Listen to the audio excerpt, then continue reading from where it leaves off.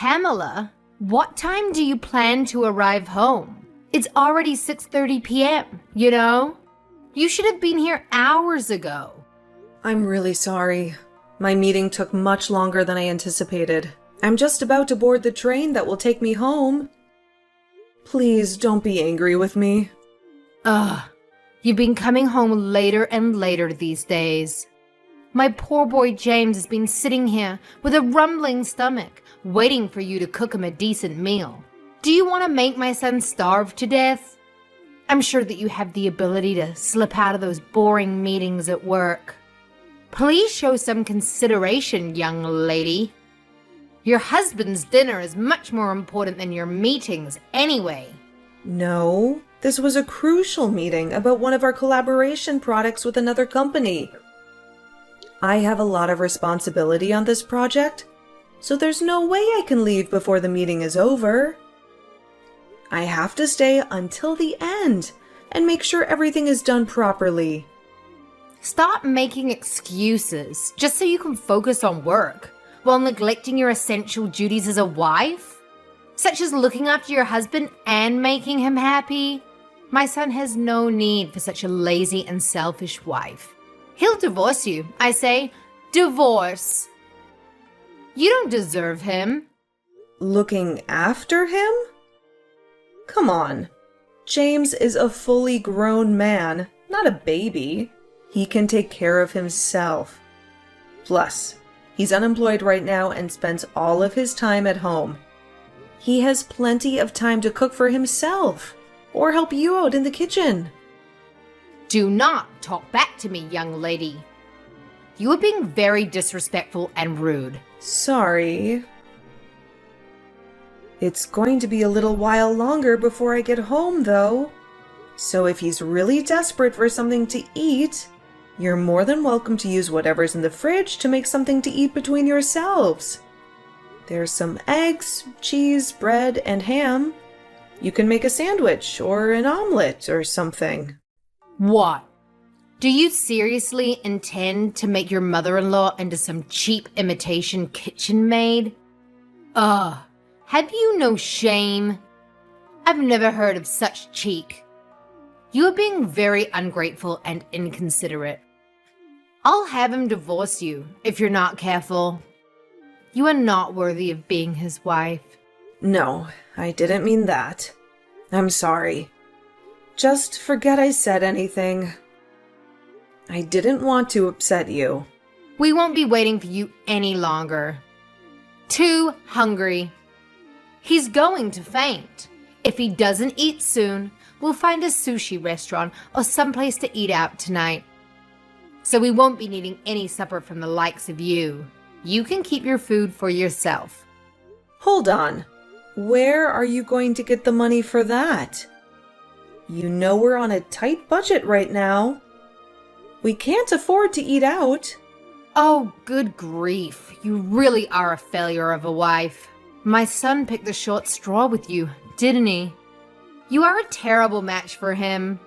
I'll have him divorce you before long. I mean it. You are ruining his life.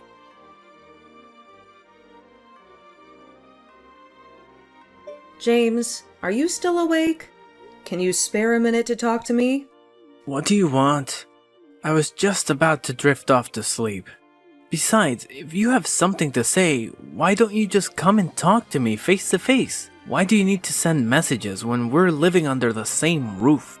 But if I come to speak to you, your mom will probably overhear our conversation. Anyway, it's about your mother. Is there no way we can live separately from her? This arrangement with the three of us sharing the same house. It's just not working out. What? For heaven's sakes. You're not going on about my mom again, are you?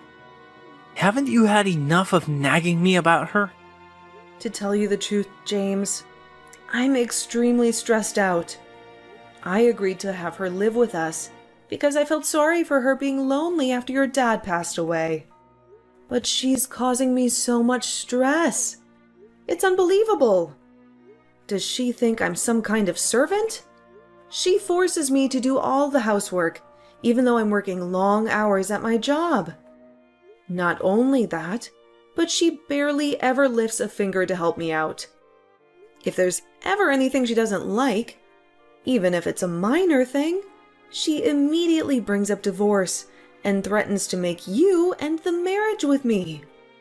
What's more, despite the fact that she makes absolutely no money and contributes nothing to the household finances, she goes out to restaurants on extravagant spending sprees, always bringing home bag loads of useless junk. There's no other way to put it, James. I've reached my breaking point, and I can't take it anymore. What do you want me to do? You can complain about her as much as you want, but she doesn't have anywhere else to go. She sold the family home when my dad died. We're the ones who took her in. I can't just kick her out now, can I? The only money she has to her name is her pension. So when she says she can't afford to contribute, she's telling the truth. Plus, without my dad, she's very lonely. Surely it won't hurt to indulge her selfishness just a little bit, every once in a while. This goes beyond the level of mere selfishness. She sneers and barks orders at me, tells me I'm not fit to eat in the same room as her, forces me to eat nothing but leftovers. She insists that you, being the husband, must always be the first to use the bathtub, with her, being the all-important mother-in-law, using it second. Then, when my turn finally does come around, there are even some times when she lets the water out before I can get in. For some strange reason, she constantly gives me midnight sermons on how a wife should act. So I can't even sleep half the time because of her non-stop preaching. Since she moved in with us a year ago, I lost 10 kilograms from not eating properly due to all the stress. This is malicious bullying, plain and simple. It's a miracle I managed to tolerate her this long. And the only reason I did is because she's your mom. But I'm sick of being treated like I'm less than human. I've reached my limit. Please, James, have her move somewhere else. Maybe an apartment, or a shared house or something. I don't know, just anywhere but here. If that's impossible, at the very least, could you please tell her to stop treating me this way? If you don't do something, I'm going to snap. Fine. Sheesh, woman, I get it. I'll mention it to her at some point, if I remember. Anyway, more importantly, I need $500. What? $500? What? What are you going to use it for? Travel expenses. I'm looking for work right now, so I need money for bus fares and trains and stuff. What? But I gave you money for travel expenses not that long ago. You get $300 a month for that already. That's peanuts. I already used it all. Get real, woman. $300 just doesn't cut it. Give me $500. Wait, you're not. No way. Are you visiting casinos again? What? Come on. It's not like it's a big deal. I don't go very often, and I hardly spend anything when I do. It's a way for me to relax after the hours I spent job hunting. You haven't forgotten that you lost your last job because you got caught sneaking out of the office and visiting casinos when you were supposed to be working. Have you? You got down on your knees and swore to me that you'd never visit a casino again. James, you swore. You looked me in the eye and promised me that. In spite of that, you're at it again? And this time you're blowing the money that I give you for travel expenses on the slots. If that's where it's going, you'll never get another cent out of me. You can forget about it. Oh, give it a rest, woman. You're like a broken record. Nag, nag, nag. That's all you ever do. It's up to me how I spend my time. Are you saying I'm banned from relaxing? To take my mind off the stress of trying to find a job in this tough economy. Who gave you the authority to do that? The only thing you're good for is bringing in money anyway. If you can't even toss me a few dollars when I'm in a pinch, then what the hell do you bring to the table? What else do you have to offer? What? What does that mean? The only reason I have to work like a dog now is because you got fired for acting like a moron. Job hunting? Give me a break. All you do is laze around on the sofa like a sack of potatoes. You don't even bother to look for work. You just sit there and watch TV all day. Then you have the nerve to spend the money I give you for getting around town on the slots? You have no right to be angry with me. You should be grateful that I'm supporting you. Oh, just button it already. Nag, nag, nag. You think you're so much better than me just because you happen to have a job, don't you? You think you can boss me around and tell me what to do, don't you? Screw this. I'm going to sleep. I don't need to listen to your crap. Wait, James, don't go. We need to talk.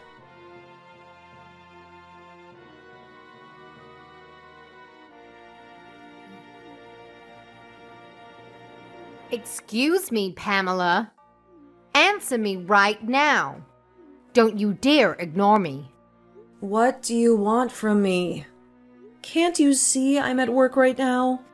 I have a lot of things to do, and I don't have time for your nonsense.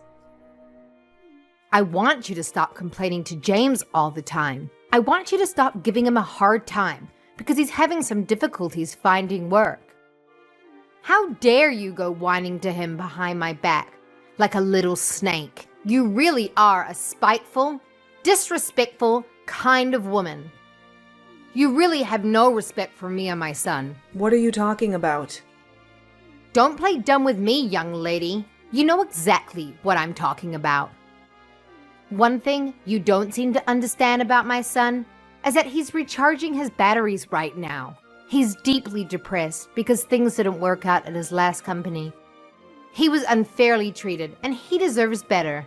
Any normal wife would be trying to make her husband feel better right now. Ugh, but you're far from it. You're actually going on the attack? You're atrocious. You're a devil, I tell you, a devil. You're ruining his life and mine. There's nothing for it but divorce. You need to get out of our lives. The fact that you're messaging me like this now must mean that James just woke up from his hibernation on the sofa and told you about the conversation me and him had yesterday. Right? I bet he told you about what I said about him finding a job and nothing else. Am I right? Ugh, I give up. You two are hopeless. Now you listen to me and you listen well, young lady. You need to make more of an effort to stand up for your husband. You need to have his back. Just because you happen to have a job, that doesn't make you better than him. You're not superior to him in any way. You're his wife, not his boss. Right, sure. I'm sorry. I'm occupied with work right now, so would you be kind enough to tell me off later instead?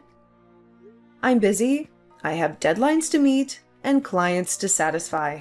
Unlike some people, I actually have a career. Oh, good grief. Look at you. A fully grown woman bragging about having a job like it's some kind of special achievement. Tell me, Pamela, what good is a woman who does nothing but work? What kind of a wife are you? What kind of a mother will you be? Oh, and I'll never have any grandchildren with a daughter-in-law like you. How about you fulfill your feminine duties as a wife for a change?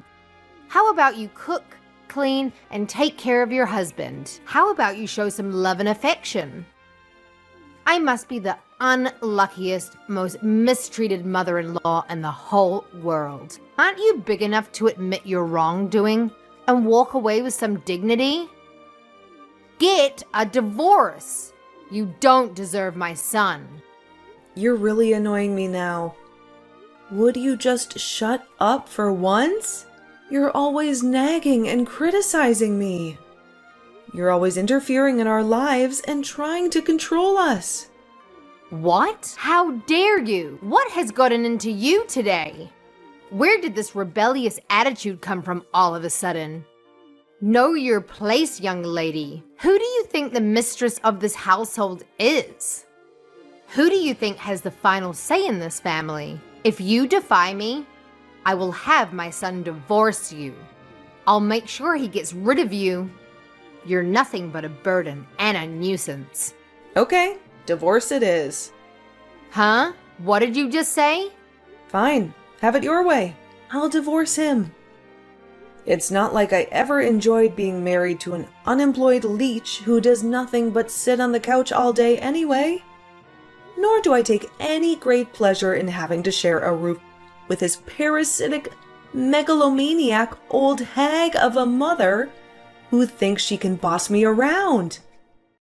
I'm tossing that egotistical, jobless douchebag in the gutter where he belongs. Divorce! Let's do it. I'm ready. I'm more than ready. I can't wait to get rid of him and his toxic family. Wait, what's gotten into you, Pamela? Is this some kind of joke? Are you being serious? You'd actually go through with it. You see, the thing is, you should have known that there was a limit to how much of your crap I was willing to tolerate. You should have known that I won't put up with your nonsense forever. What? Did you think I was just going to shut my mouth forever? Like an obedient little slave while you hurled abuse at me? Are you and James actually aware of your current positions? What good is a woman who does nothing but work, you ask? How about putting food on the table for you and your waste of a space, man-child of a son? How about paying the bills for you and your useless, freeloading son? How about providing a home for you and your ungrateful, disrespectful son? Who did you think it is putting a roof over your heads? Who do you think it is who's looking after you and enabling your lazy, deadbeat lifestyles? Go on, think about it. This one's really easy. It's me. It's always been me. Oh my God, Pamela. What has gotten into you? This isn't like you at all. You've never spoken to me like this before. It's not that something's gotten into me. It's that you think you can manipulate and take advantage of me and my kindness. You think you can treat me like dirt and get away with it, huh? You're so wrong. Ask yourself, do you think I enjoy feeding, clothing, and providing shelter for a malicious, bullying old hag of a mother-in-law? Do you think I enjoy working hard every day while you sit on your ass and do nothing? The only reason I reluctantly agreed to you living here in the first place was due to my mercy and kindness. I felt bad about you living all on your own after your husband died. I wanted to give you a chance to be part of our family. And this is how you repay me, by walking around like you own the place and treating me like your slave. By interfering in our marriage and trying to control our lives? By threatening me with divorce when you don't get your way? Do you have any awareness of how arrogant and shameless your behavior is? Well, are you going to answer me, you miserable, sponging witch? No, but taking care of your mother-in-law is a decent thing to do. It's the right thing to do. It's the duty of a good wife and a good daughter-in-law. It's the way things have always been and the way things should be. What? I'm not sure what common decency or tradition you're talking about. They certainly don't apply to sponging vagrants like you. You are also aware that I'm not your daughter, right? Even still, I wouldn't tolerate this from my own mom. So what do you think gives you the right? If you were actually my mom, I'd be just as eager to get you out of my life. In fact, I'd be even more eager, because you'd be an embarrassment and a disgrace to me. No, wait, Pamela. I may not be your mother, but surely this is no way to talk to your mother-in-law. And what on earth is all this coarse, vulgar language, you barbarian? It's just as I thought all along. You are simply not suitable to be my son's wife. It's divorce for you. Divorce. Get out of our house. I already told you I'm divorcing him. However, the only ones who need to get out are you two. What? Why? Seems like you might have forgotten this minor detail, but the place you're currently living in rent-free, like the pair of grotesque, parasitic termites you are, is the apartment I bought back when I was single. It's the apartment I worked hard for and paid for. It's my name on the deed, and it's my apartment. What? Really? No way. You actually forgot? I did tell you before, remember? It was the day you moved in. It was the day I made the biggest mistake of my life. I gave you a thorough explanation about all the details regarding the living situation. Aren't you a little too young to be going senile?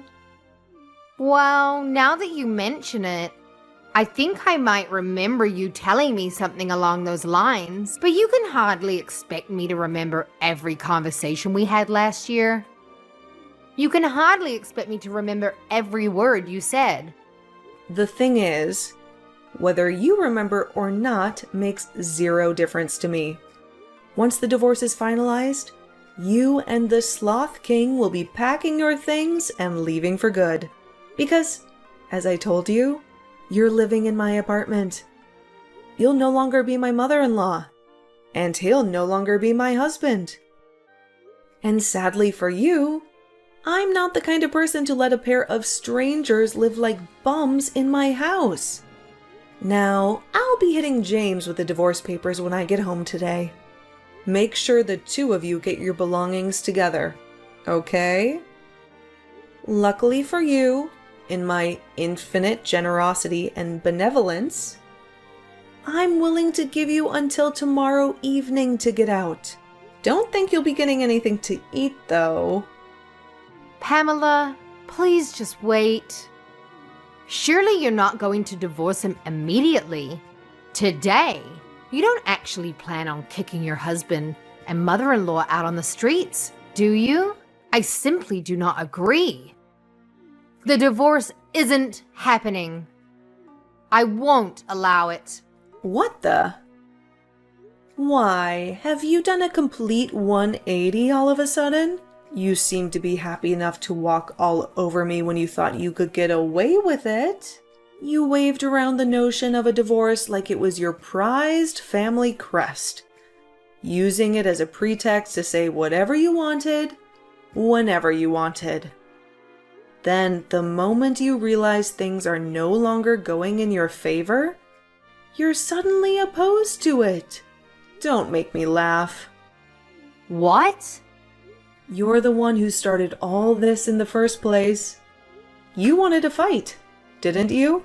All I did was give you what you wanted. You should be grateful. Don't you dare try to start to worm your way out of it all of a sudden. And I won't allow it. Who do you think you are? Since when were you the queen? Did I miss your coronation? How about you try cultivating some awareness of your own position for once, and putting a lid on that monstrous mouth of yours? I'm sorry. I'm really sorry. This is all my fault. It's too late to apologize now. I'm dead set on divorce. And nothing can change my mind. Make sure you're gone by tomorrow night. And let me make one thing abundantly clear. There will be no distribution of assets. James, the eternal NEET, has no savings of his own. And we have no shared accounts either. There's no money for him to receive, not a single cent, so don't bother trying to put it in any claims. I would feel bad about throwing you out onto the streets without any clothes. So, I'll allow you to take the bare minimum of clothing and everyday necessities with you. I take it you have no complaints about that if I've made myself clear? Hurry up and get out of my apartment. And take your good-for-nothing son with you. Oh my gosh. Oh, please, please just wait. We don't have anywhere to live. We sold the family home, and my husband passed. My pension doesn't amount to much either. But James doesn't even have a job. Please. Oh, I see. Just so I understand, you'll be in dire straits because your son's a NEET and you have no place to stay and no money. Is that right? Okay. So what? Huh? That's not my problem. The fact that your son's a NEET, or that you have nowhere to stay, or that you have no money, none of these things are my fault.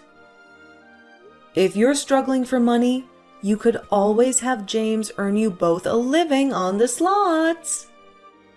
And why can't you find a job if you've got the energy to bully your daughter-in-law 24/7?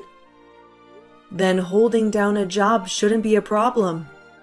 Oh, I saw a local supermarket was recruiting the other day. Do that.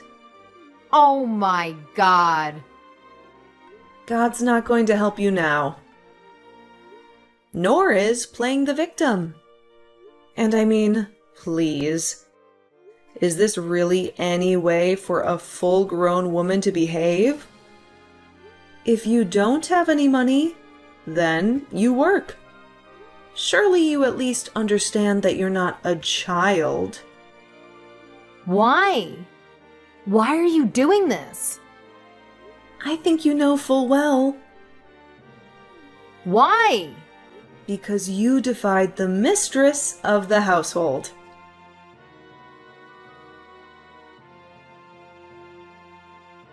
As soon as I stepped into the house after a long day at work, I saw James and his mother-in-law on their knees, blocking my way. They clasped their hands together and cried out in unison, "Please, forgive us for our terrible behavior." But I pushed them aside and said, "If you have enough energy to kneel and beg, you have enough energy to pack your bags." For the first time in ages, I cooked a meal just for myself and enjoyed a relaxing bath without any interruptions. Then I went to my bedroom, locked the door, plugged my ears, and slept like a log. The next morning, the two of them were frantically trying to win me over by running around the house, preparing breakfast and tidying up. Then they knelt down again and pleaded with me, "Please reconsider the divorce. I promise I'll never gamble again." My answer was to give them the divorce papers and some bags stuffed with their belongings, and to warn them that I would sue them if they didn't sign the papers and leave by the end of the day. James freaked out, signed the papers with a trembling hand, and left, dragging his mother-in-law with him. And just like that, I got rid of the pest that had been infesting my house for so long. I was so overjoyed to be free from my in-law nightmare that I popped a bottle of champagne and celebrated in style. The two of them moved into a run-down old apartment, which they barely managed to afford by using up what was left of James' mom's pension and welfare money. Apparently, James finally got serious about finding a job, and his mom got a low-paying job at a grocery store.